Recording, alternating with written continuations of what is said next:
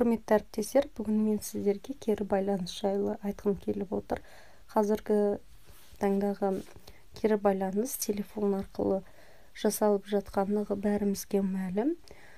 Ол қалай жүзеге асырылып жатыр? Жалпы мұғалім сабақты тапсырманы бергеннен кейін кері байланыс болу керек міндетті түрде, және әрбір тапсырмадан кейін оқушылар түсінгенін жайлы айтады. Ал енді кері байланыстың 3 түрі бар. Олар көңіл күй және эмоциялық жағдайды анықтауға арналған әдіс.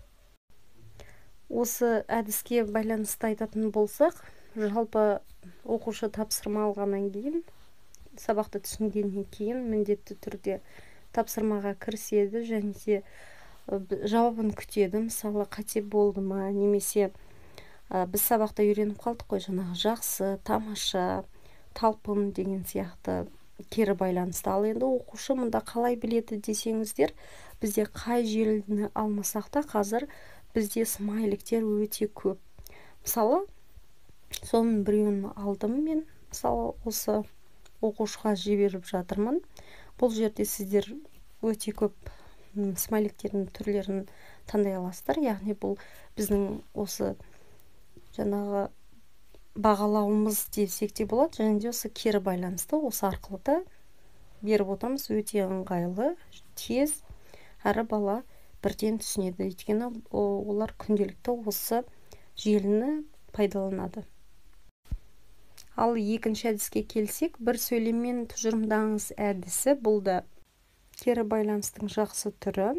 Енді WhatsApp желісінде, мысалы, маған оқушылар тапсырманы жіберді, және де мен оған голосовой сообщение, яғни өзімнің жауабымды, кері байланысымды жібердім.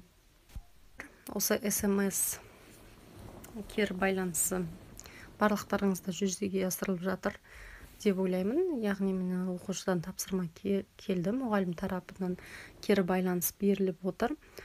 Біз енді телефонмен жаңағы онлайн қашықтықта берілетін барлық кері байланысты қолданып отырмыз. Осындай 3-4 түрі бар. Тура сабағымыздай, жаңағы жазбаша да, ауызша жіберуге де болады, аудиозаписпен. Және де осы сабағымызды смайликтер беріп жатамыз. Смайликтер арқылы да жүзеге асырылып жатыр.